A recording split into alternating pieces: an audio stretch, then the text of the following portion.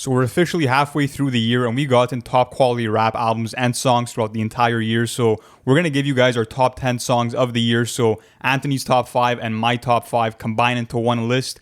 And guys, let us know what your favorite song of the year is so far in the comments below. Not only that, guys, but we're actually going to be launching our Patreon plan this week. And listen, it's going to be fucking massive. And honestly, thank you guys for the awesome support throughout the whole launch of this. Because honestly, if it wasn't for you guys, we wouldn't be able to do this. And it's going to be awesome. We're going to be giving you guys exclusive content, some more stuff. So that is going to be launching on Thursday night on our live stream, guys. It's going to be around 9 p.m. Eastern time, so you guys can catch us there. But Lou, I'm super hyped for this episode because it's going to be awesome, man. You know, we've gotten a lot of good material so far. It's a lot of good stuff to talk about. And what's nice about it is that 2021 sort of started off on a slow note, and now you can see how it's going to start picking back up again. Yeah, so let's start off the list, man. I don't want to waste any time because, you know, there's a lot to be said about these songs that we chose, right? So let's start off with your number 5, which is actually 6:30 Tip-Off by Conway the Machine off of the La Machina album, which is kind of a warm-up to God Don't Make Mistakes, which is supposed to be his shady debut coming this summer, which I'm really hyped about. So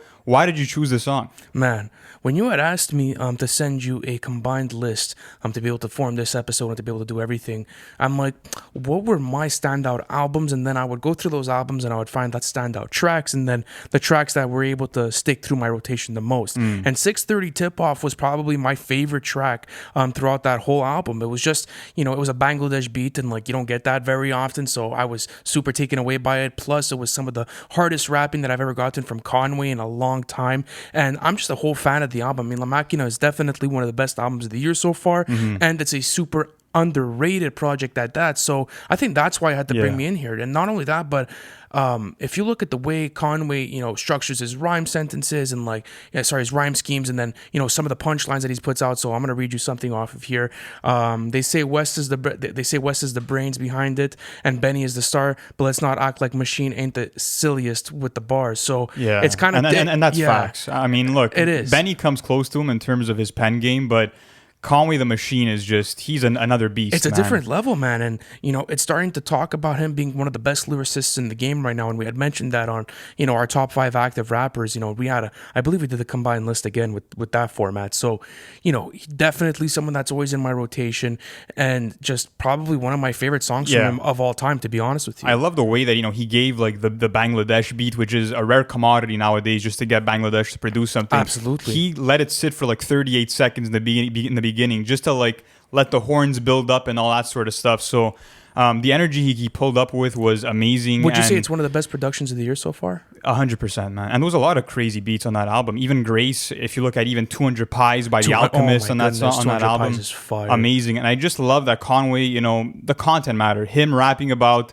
what he's had to overcome to get to the point of success that he's at, talking about how he's monetizing off the shit he was prophesizing, just amazing punchlines and quotables, and even like 5 basketball references. Not only that, but if you look at through the song, he also mentions content matter, like, yo, you guys don't, like, you know, people question, you know, how he makes his money and where he spends his money, and he kind of sort of clears that up, like, you know, I have taxes, I have things that you guys pay for too, that comes out of my pocket. So it was cool to see, like, you know, he introduced that mogul status and that mogul talk within the song, but also like brought it down a notch to be like, yo, like, don't think this shit is granted. Like, don't think I'm here living like carefree, because it's really not like that, and I've had to work for everything I earn. So, you know, I think that's why I've had to put it up there. It's probably one of the best Conway tracks I've ever heard. At least probably my favorite. You know, I can't say that, but probably one of my favorite Conway tracks so far. So I'll move on to my number 5 on this list, and it's actually Drake's Lemon Pepper Freestyle featuring Rick Ross. And this, of course, was released on the Scary Hours 2 EP back in March. Yes, sir. Along with What's Next and Wants and Needs. And, you know, from the moment I heard it, I knew that this was the one. And I mean, honestly, I was kind of disappointed it wasn't on CLB, because this is by no means a throwaway track. No. It's, you know, the classic combination of Rick Ross and Drake. They have, I think, about 13 collabs together, and they've actually spoken about making a collab album. And I'd be for it just because whenever Rick Ross and Drake are together, I feel like Ross brings the best out of Drake, because you're gonna, right away you're gonna get that lyrical, introspective Drake. I always feel like too that there's so much more passion in Drake's writing whenever he's collaborating on a Rick Ross song. It's because Rick Ross brings that passion onto a track, like, whether that's throughout his his mogul talk, or the way that he's using his delivery and his like Teflon Don sort of personality to project all of his lines and all of his storytelling. Like, that's what I like about it too. And it's like Drake delivered a long fucking verse here. Like, it was not. It was like almost 4 minutes. It wasn't lazy at all, and that's why I was super surprised, because it was introspection on a different level for him, and that's what I fuck with. The whole thing about him going to pick up his kid at daycare, and like the teacher's asking, "Yo, like do you know Nicki Minaj and Beyonce?" And he says, "Of course." Like, that was cool too. It was definitely a good vibe from Drake, and I'd be so down for more collaborations from them. Yeah, I just love the authenticity in Drake's bars. You know what I mean? Because he's also rapping about his stature in the game, and how he feels like a lot of fans say they love him, but they don't actually know him. They don't know the shit that he goes through on a daily basis. And also, the production was phenomenal. They actually sampled a Danish duo called Quadron. The song was Pressure, and the women's vocals on that were absolutely beautiful. Mixed that in with these low-key mellow drums from Boy Wonder, and it was phenomenal. And I mean, this is the Drake that I want a full album of. Yeah. If he can, mix in that lavish lifestyle talk, with the introspective bars, that's everything that I need. Gives me vibes like, like the song Views, or like even like some Pound Cake vibes, like that sort of Drake on like a different, like, when Drake gets into that mode, it gets super scary, and I feel as if that's when he's performing at his best. So it was cool to get that return to form from him back, in 2021, because that's one thing is like, besides Sandra's Rose and maybe 8 out of 10, that was a component that I felt as if was missing on Scorpion, was those type of tracks. You know what I'm trying to say? And like, if he's able to incorporate that sort of sound and that sort of structure into his track list again, man, that's a big bonus for me. It's not only that. I mean, he literally gives you a full picture of his lifestyle, and I feel like this was him saying, like, this is where I'm at. Now I'm a father. These are the responsibilities that I have. And, he reflects about his legacy, and how, he's probably going to have a memorial at the Air Canada Centre, packing out a stadium when he passes away, and all that sort of stuff. And this is exactly what I want from Drake on a full track list. Will I ever get it? Probably not, because he has to cater to so many different fans, but it was breathtaking, man. Okay, let me move on to my number 4, because this is where it's going to start getting heated up. And this is where I got to put Gang Signs by Freddie Gibbs featuring Schoolboy Q. Listen, this song grew on me, especially after the fact. I was surprised to see this on your list, to be honest. Because it was something that when I first started, I'm like, okay, it's not Alfredo aesthetic. It's not like, bandana worthy. Where does it really fit within my rotation? It was hard to adjust to it. But once you actually get into the groove of the song, it is one of the most relaxing hip-hop Freddie Gibbs songs that I have ever gotten. I love the production on it. I love his melodies on it. And, it was cool because I was expecting Schoolboy Q and Freddie Gibbs to go with this super hard and grimy aesthetic. Some gangster rap shit, Absolutely, but it was quite the opposite. Like, it was so mellowed out. It was so nice. And, you mentioned the notes here that this is the perfect way to start off your morning. And I have to agree with you. Like, this is top level quality shit, and this gets me more excited for SSS because I gotta see what's going on with this now. Like, this is gonna be fucking ridiculous, because if he's introducing, new types of productions, new melodies, new flows, that's what I want to hear from Freddie. Give me something different. And not only that, but I know now that it's going to take me some time maybe to adjust to SSS. So now it's kind of like, oh, okay, I understand that maybe it's not going to sound like, your traditional Alfredo, or it's not going to sound like your traditional, bandana or piñata, but for that matter. I don't think you can expect this vibe for the entire track list. No, but I don't expect it for the entire track list. I just expect something different for the For sure. I mean, Freddie definitely, especially the fact that he's working with a bunch of different producers, right away that it's going to be a much more versatile album, and that every song maybe won't fit into one sonic sound. But I love Schoolboy Q's feature on this, man. Fire. I mean, it's the first time they collab, and I think he only has like 30 seconds on this, but his flow switches are really nice.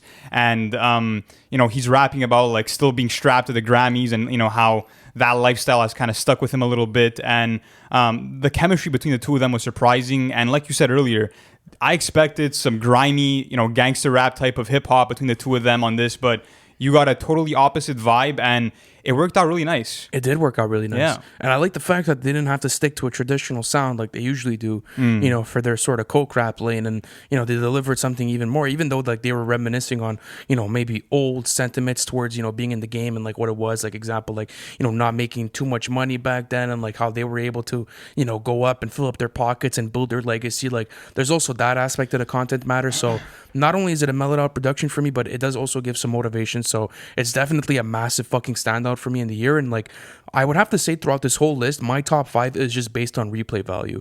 You know, not necessarily based on, you know, what song I think is better, but what has really stuck with me throughout the year and has made my rotation. So maybe 630 Tip Off is a much better built song than this.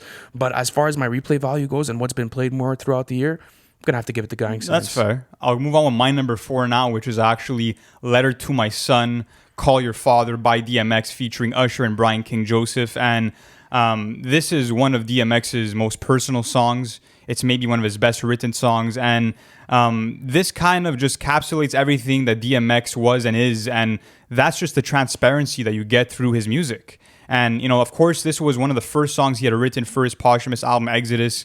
And this song blew me away, man, especially the composition of it, where you have the violin that plays throughout, you have the nice piano riff, and you just have this crazy, delicate guitar strings that play throughout also. And I mean, there's been a lot of complaints about the mixing and mastering on this album, but there's no complaints to be had on this song when it comes to the production, because the way it was composed, the way you got DMX's really rough delivery, you got the barking noises at the beginning, and then he goes into, you know, how his relationship with his son isn't as good as it could be, how they kind of have a strained relationship, and that, you know, he wants them to reconnect. And he's at the end of his verse, he's saying like, here's my number, give me a call before it's too late. And obviously, tragically, he passed away before his son maybe even heard the song. And I just love the advice that he gives to his kids, and kind of, you know, it really showed that all he cared about at that point in his life was his legacy and making sure his children were taken care of. It's beautiful. It was definitely a beautiful track, and it was probably a top 3 track for me on Exodus. And it's definitely the one that has stuck with me. For me, it was this or Walking in the Rain. Walking in the Rain is fucking beautiful. That's nice too. Beautiful. Like, but that's what I like DMX for, is that sort of introspection. It's like, you know, his rawness and his emotions bleed throughout his tracks, and, you know, you could connect to them on such a different level. And I think that's what makes his music so great, is that not only is it relatable, but it's composed on a different level. Like, that's what I love about this track. And is Usher's like, chorus. Oh my goodness, that gave me goosebumps when I first heard it. And I love the fact that Usher actually takes the perspective of DMX and of DMX's son, because, you know, for one part of the chorus, he's saying like, I can't take back yesterday, but I can learn from my mistakes. And then on the other side of the chorus, he's saying like, you know, what would he say? Hold on. Dear Father, you should have been there when I needed you. Which is super deep, and that back and forth that Usher portrays is beautiful. And like I said earlier, man, the composition of this song, the way that it was put together, was sensational. And on a human level, this is probably the song that touched me the most this year. It definitely was, and it was such great introspection by DMX. But let's move into the top 3, because this is starting to spice up even more now. Yeah, this is getting serious. My number 3 is, you know, this could have been on my number 1, it could have been on my number 2, but Do-Rag Activity nonetheless is fucking heat. And when I heard Baby Keem and Travis Scott were getting on the same song, I'm like, how is this gonna sound? You know, how is this gonna mesh? How is this gonna be able to come together and be one coherent track list? And obviously this is gonna be probably a single for, you know, the Melodic Blue. This album has been teased for such a long time, and probably Hooligan's gonna be on there as well. Yeah. Maybe, so who knows? But regardless, whatever I'm hearing now is fucking fantastic. I think this next Baby Keem project is gonna have a lot of quality in it, and this was my first indication. Not only that, but I mean, the whole content matter of it is, you know, it's pretty simplistic stuff. I mean, Baby Keem's talking about how, you know, he'd never get played by a bitch, and how he kind of sees, you know, that sort of vibe, and like how he kind of goes through it. So, you know, that's like the sort of vibe I got from it. Like, it's nothing too complex. Also about like passing some host to the team, that sort of stuff. Yeah, that's literally like what he's talking about in the song. So yeah, you guys could go read the lyrics to that. But I mean, before YouTube flags it. But I mean, regardless, like, it's more the vibe of the song. Like, it puts you in a different type of energy. Like, the whole production was very so mysterious, well done. man. The beat is mysterious. It was crazy. And Travis Scott stole the show for me. As much as I love what Baby Keem did, and Jacques, you're an asshole. That was probably my favorite. Jacques, that came out of nowhere, and he did it in this female voice too, and it was like, whoa, okay. Like I like how he's actually playing with his vocals here, and he's trying to be creative like that, and also talking about the different types of energies in his life, and the way that they're affecting him. There was a bar his first bar is your energy is 666 and mine is blessed. So he's saying how there's maybe some people around him with some demonic or some bad energy, and he's kind of on a good vibe. And to me, that's what the song is really about, is kind of trying to catch that good vibe and live through it. And that's what Baby Keem's music is to me. And I feel like when you go into a Baby Keem song, just like you go the same way you go into a Kid Cudi song, there's kind of this style that you could expect. There's something that's signature about Baby Keem's style. I think it's all in the flow, to be honest with you. He does have a nice flow. I truly do think it's all in the flow in his delivery, because the production is always super unique and it's super out of here. But I mean, regardless, Baby Keem has this flow that he's formed since Orange Soda that's just been absolutely working for him. And not only that, but it doesn't sound exactly like Orange Soda, but the delivery's on that part. And I think that's what fans are gravitating towards right now, especially with him, is not necessarily creating pop hits, but more trying to form his sound to be able to, play amongst the big dogs and being able to make super marketable music. And that's what Do Rag Activity did for me, was just it's just a slapper. It's your traditional definition of a fucking slapper. And that shit grew on us, man. I remember when we first heard it, we're like, okay, it's kind of boring. The verses are a bit long. And it ended up growing on us to the point that it's one of the best songs of the year. Man, it definitely is for me. And not only that, but it gives me a great indication of where Baby Keem is going to go with his sound. And it's definitely something that's going to be stuck in my playlist for a very long time. Even if you look at the major cosigns he's getting, I mean, obviously he's tied with Kendrick, they're cousins, but now Trav's working with him. So this album rollout could be huge. And in terms of direction of where he's going to go musically, it's probably going to be in this type of eerie, mysterious vibe, and I'm all for it. And as long as he's keeping that signature flow and signature aesthetic going on, he's going to sell. He's going to do his thing. And I love the way he's shaping his music right now. It's sounding absolutely legendary. But you have a very interesting number 3, man. I wanted to include something from this project when he had texted me, but I couldn't find a place for it, but I'm happy you did. So my number 3 is The Light off of the Brockhampton album, Roadrunner, New Light, New Machine. And obviously, when we actually talk about our top albums of the year so far, this Brockhampton album is going to be there. I think it's their most mature body of work. And this song really gets the narrative of the album going on a strong start, and just the storytelling of it, the way that it starts off with Joba being in the house where his father had committed suicide, and him just reflecting on his father's decision, and him kind of thinking back of kind of what he saw in the aftermath of it, right? That's what he's reflecting on, seeing fragments of his father's brain on the ceiling, just very vivid and gruesome details, and just showing that he's in a really dark mental space. And sonically, the song blew me away because you kind of get this grunge style to it in terms of the production, and it almost feels like a punk hip-hop song, kind of a hybrid there. And Joba went really personal with this, and you really heard the pain through his voice, man. And that's something that I really applaud him for, is having the courage to talk about something this, I would say heavy on an album, and kind of make that be the main theme of the album. And it's really him searching for a silver lining. It's him searching for a light amidst the darkness. Not only that, but it probably created some of Brockhampton's best material, that I've heard in years. And, when I heard Roadrunner was coming out, I was super, super excited because I knew the content matter was going to be diverse, but I didn't think it was going to get this deep. And I was going through the track list with my mixing headphones on, and I was listening to it, and I'm like, fuck, man. This is one hell of a track, but it's heavy, man. You feel the pain, man. You feel how heavy and how bad this must be on his conscience, and being able to express that throughout your music, and having not only you do it, but the whole group coming together and do that for you. That's what I think is even more beautiful, is think about it. There are a fuckload of members. I think there's something official 14, correct? If I'm not including graphic designers, photographers, around and all there. that. Don't quote me on that, but regardless, the whole vision of the album is usually made by Kevin Abstract because he's like the executive producers and the whole, he makes all those like, creative decisions. How did you like his verse on here? I loved it. And like, that's what was surprising to me was like, they were able to play the part so well for him.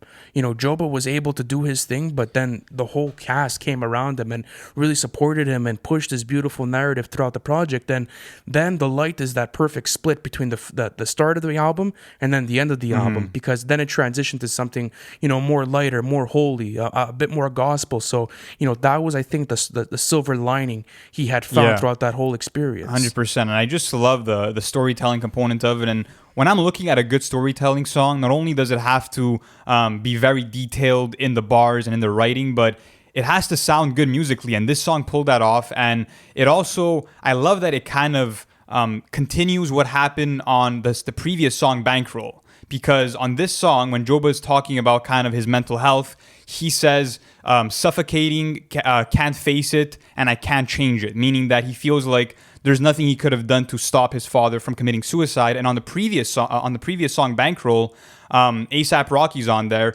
and he raps about being stuck in a sunken place. And that relates exactly to what Joba's feeling on The Light, because Joba feels like there's nothing he can do to change this incident. No matter how badly he wants to maybe have a last word with his father, try to convince him out of it, he can't. He feels kind of trapped into a different level of consciousness where he kind of feels helpless. And it was beautiful to see him, go this deep on a track and have that be kind of the tone of the album. I have a hard time revisiting this track just for how deep it is. Like, it's a very, very heavy track. Like, it's something that's not really in my rotation that much because, it's heavy in content matter. But I would say, like, as far as one of the best written songs of the year so far, maybe the best well produced songs of the year, it's definitely up there for me. And it's probably the biggest standout on all of Roadrunner. So, shout out to them, man. They're such great fucking artists. They put together these projects and there's always such complex, so much growth. Fucking ridiculous. But listen, let's get on to number 2. So we finish our top 3. This is starting to get even more interesting now. And listen, my number 2 was hard because this is a nice pick. It's a low key pick. It's a super low key pick, and not a lot of people are going to accept it, or not accept it, but expect it. Ziploc by Saba. This is a single. It was a 2-pack. I can't remember the 2-pack name off the top of my head. Yeah, but he's been releasing a lot of 2-packs since Care For Me. That's what he's been doing. This song is different level Saba. This is exactly what I want to hear on his next album. And he is apparently geared to drop this year. But basically the whole content matter is like, Saba trying to find himself again. Whether that's in California in the first verse or New York in the second verse. And, that's what I like about it is that he's also trying to find out different things about himself, through his lifestyle and, maybe through his feelings and emotions towards certain people and the way he feels within certain situations. So that type of introspection allows me to relate to Saba and his writing and his music. And that's what I love about it. Not only that, but I love the hook on this. It's a great hook. I love Saba's hooks, and like this is a fantastic hook. There's so much energy into it.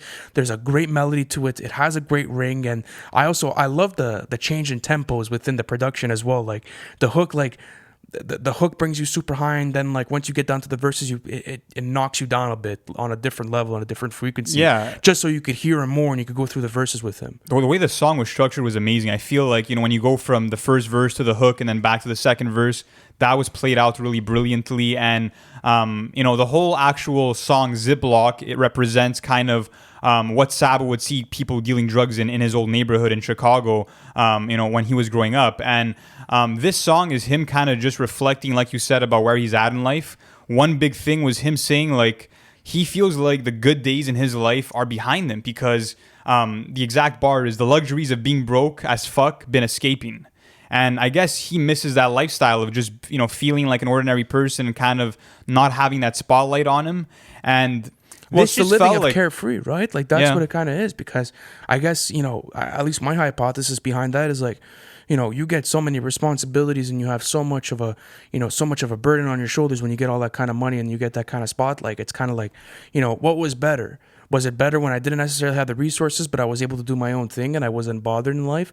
or do I have all the resources and I'm kind of like in a comfortable place financially and success wise, but my mental health is at risk, and I feel like I'm burdened. So it's like, what are the choices between those two evils, and what are you going after? So it was cool to see how regardless of how good Care For Me did, he still feels like he wants to be hungry again and wants to go on that underdog sort of vibe. Yeah, and I just love how he takes you through personal journeys with so many of his songs. And I mean, if you look at a song like Prom King, for example, one of the best storytelling cuts of the last decade, in my opinion. And I'm so hyped for what Saba has coming next, because all of these singles have been great, and Ziploc. We've seen him live, man. He's a great live performer. We did see him live. That was awesome. He's a fantastic live performer, and again, I'm super hyped for his album. But it's always going to be a great time whenever Saba drops, because again, you get introspection, you get great production, and you get great song structure as well. Yeah. So my number 2 pick is the most underground song that we have on this entire list,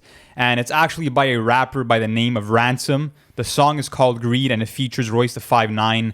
And if you don't know Ransom, he's kind of has this veteran energy to him, because he is in his mid-30s. He's from New Jersey, and he's just one of the best spitters in the game right now, man. He's fantastic. Bar for bar, it's just no one really is on his level, and this song is evidence of that. And to hear him connect with Royce the 5'9" and with Lloyd Banks on his EP called 7, phenomenal lyricists just combining. And this song is really about the dangers of being greedy, just like the song title suggests. And if I'm looking bar for bar, just in terms of pure rapping, this is the best song of the year so far. It's really, really, really well done. He also talks about maybe the problems of misogyny and being that whole sort of vibe. That's more Royce's verse, yeah. But even looking into being a real hip hop fan, the whole thing of the MF Doom mask was pretty fucking cool as well. I was reading over your notes and I'd gone over the song today, and I didn't hear this song until today, and I was absolutely fucking blown crazy, away. Right?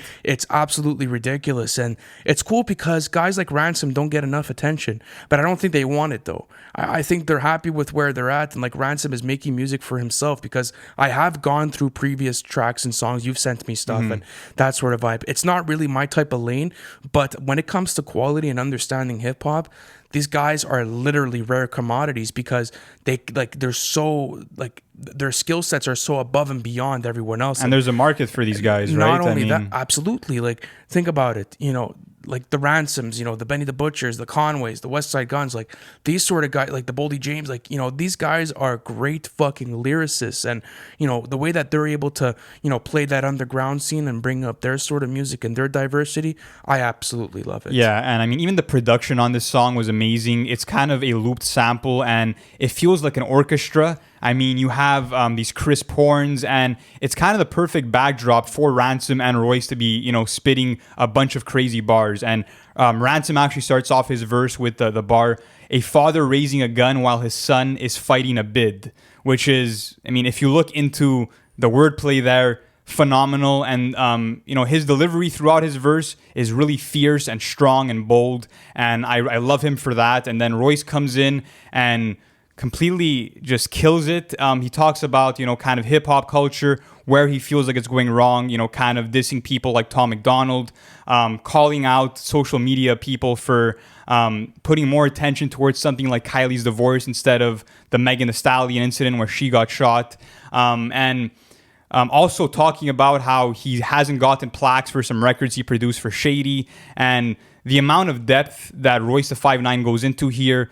His vocabulary is off the fucking wall. I mean, you'll have to probably look up a lot of the words that he uses. That's how intense and rich the vocabulary that he brings to the song are, and beautiful stuff, man. One of my favorites of the year. It absolutely is. So now that we're our number one, I'm going to ask you a question before we get into this, because our number ones were extremely similar in a lot of ways. But what does the half-year mark tell you as far as music so far? What does the half-year mark tell me? It tells me that a lot of these artists that dropped up to this point were very smart to do so when they did, because there hasn't been a lot of competition. So I've had a lot of time to sit with albums that I maybe wouldn't have, spun as much, because there wasn't much else out there. Take, for example, Brockhampton. I've been listening to their album nonstop, especially in April I did, because besides Lil TJ's album, there was no mainstream hip hop album. So they did a good job at dropping it at the right time so that the fans could really sit with the music. I gotta agree with you. So it was a perfect time to be dropping music, especially now shit's gonna heat up. It's just, the summer has been getting fucking steamy. Like already by the well, listen. But by the time we're recording this, we didn't have Culture 3 or the new Polo G album out. But like this is what's coming up this Friday, at least for us at the time of this recording, is gonna be absolutely massive, and you guys are gonna actually be able to catch our reviews if you haven't already. But at least what this tells me is that people are ready, man. People are coming with quality. Like people aren't sleeping on their music. There was very few misses this year so far, with the exception of a couple, of course. But regardless, whoever's dropped has done a great job so far, and I've been impressed with the stuff so far. Yeah, and I'm sure at this point you guys are probably asking yourselves, these guys really not include a single song off the off season, so take us away, man. Absolutely. So at my number one, I have Let Go of My Hand, and this is probably one of the best J. Cole songs I've ever heard. I'm being honest with you. Like, just the whole concept of it is super fucking cool. Understanding that, J. Cole, throughout his whole life has feared the same things maybe that I've feared, and, has gone through some of the stuff that I felt. And even like there's certain things that he's talking about, just standing the test of time and being able to live with certain concepts and allowing life to feed you knowledge naturally is just... Which elements would you say you kind of related to on this song? I would probably say the whole thing of like letting life take its course and letting it provide new perspective, especially within the first verse. I can't remember the bar off the top of my head, but him talking about how, sometimes you have to let life take that course because you can't force certain situations in order for you to grow, and you have to kind of let shit come to you and then you have to grasp it. So another thing was like, the first time you're introduced to something, you might not like it, but then after that you might end up really loving it. Which is exactly what he says about the beat. Absolutely. And I love that Cole, because not a lot of people do this anymore in hip hop. And what he does is that he starts off the verse by saying like, yeah, I heard this beat a while ago while I was on vacation.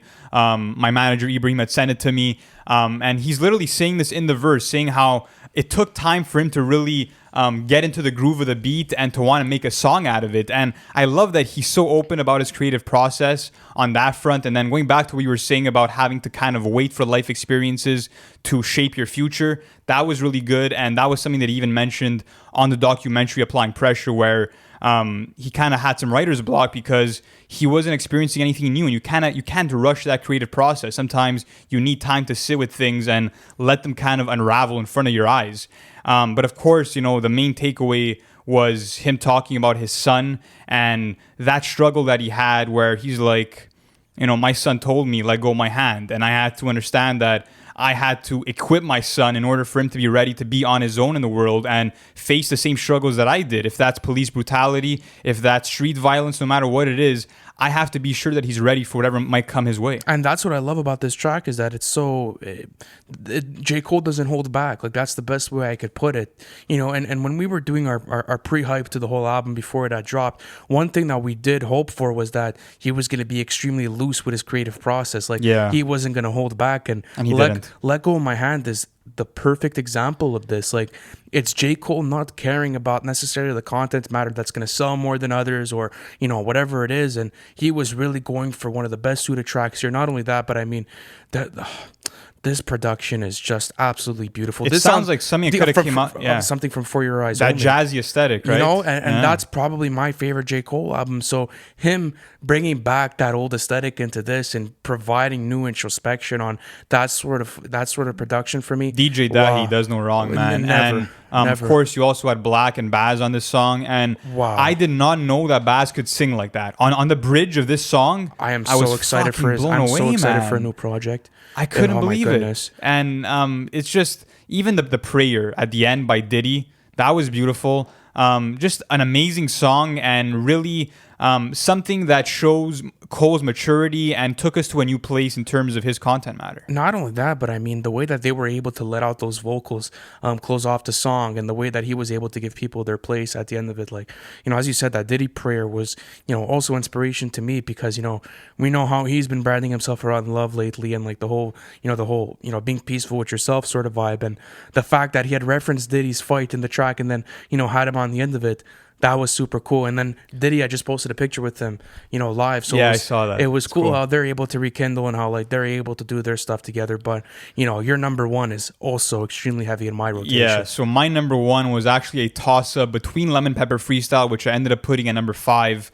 But my number one is another song off the off season, and this song has never left my rotation, and it's one of those songs that gets better and better every time you listen to it, man. And that's My Life, featuring Moray and 21 Savage, and the hunger that Cole brings to this verse is the hungriest I've heard him probably since 2014, or maybe even further back to his mixtape days.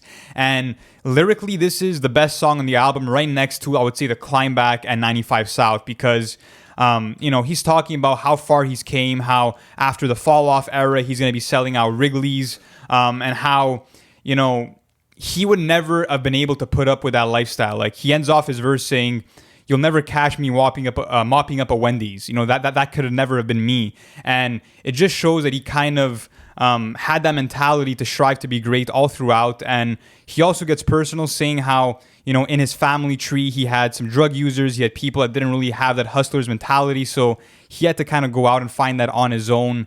And I mean, obviously the song feels similar to A Lot, which also was a 21 Savage J.Cole collab track. And once again, you have that vocal soul sample playing in the back, but this time you had the addition of Moray. And to me, this is hook of the year, man.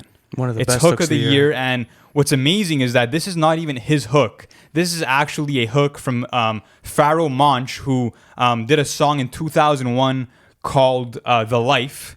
And he literally used the same lyrics, but he made the hook a million times better just through his delivery, through that, those gospel vocals, and the way that he stretches out his melodies over the hook. Beautiful. And 21 Savage also has a great verse. Crazy verse.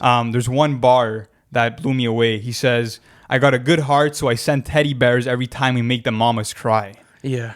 Just grimy content matter. And not only that, but he also, he talks about losing loved ones, and like that was, what type of effect that had on him. And going back to the J. Cole verse, I love what you said about the hunger, because that's exactly what I got out of this. And like, it's that burst of energy. Every time I hear, J. Cole start off with like, it's almost like he's screaming at me to wake up. You know what I'm trying to say? Like, that's what I love about it, is like, I'm riding in a Bentley now, and again, you'll never see me mopping up a Wendy's. Like, that's just fucking facts. Like, it's not to put anyone down that does that. It's just like, he understands that his potential is greater and beyond that, and that he was able to manifest that in his life. And, again, you get the classic soul sample and back, and it obviously replicated a lot, but it was kind of like an upgraded a lot for me. Like, that's how I feel about it. Yeah, just because Moray was at X Factor, man. And he didn't even have he had no auto tune on his hook. It was just pure raw vocals. And they were magical, man. Like, it was. Moray's a super fucking talented artist, and it was cool that J. Cole was able to put him on this track list, because think about it, like we remember when Quicksand came out, and we posted that on our Twitter, and like that went absolutely crazy, and now he features on a J. Cole album, so he deserves the love he's getting. And My Life is a phenomenal song. I love how J. Cole really poured his heart and soul into his rapping on this thing, man. He totally spazzed out, and it's easily going to be one of the best songs of the year, I think, even by the end of the year, to be honest. So do you think that the offseason has your number one place for album of the year so far? I don't know, man. We'll save it for the next episode, maybe. Maybe we'll save it for the next episode. Who knows about that? So listen, guys, this has been a great list so far. We're so happy we could take you through this. Again, leave your ranking for your favorite songs of the year in the comment sections. We'll obviously be interacting with you guys. And again, just a little reminder, we will be launching our Patreon plan on our next live stream, guys. So meet us there. And as always, we appreciate you. Thank you guys for watching the whole video. Hit that subscribe button to join the family. We're doing weekly reviews. We're giving you guys all the updates in the industry. Plus, we have our series called What to Expect, where we actually take you through the album before it drops. Plus, if you guys want to chat with us, you guys could join our Discord server. The link is in the bio. You guys could talk hip-hop with us there. Thank you guys for watching again. And guys, I'll see you on the next one.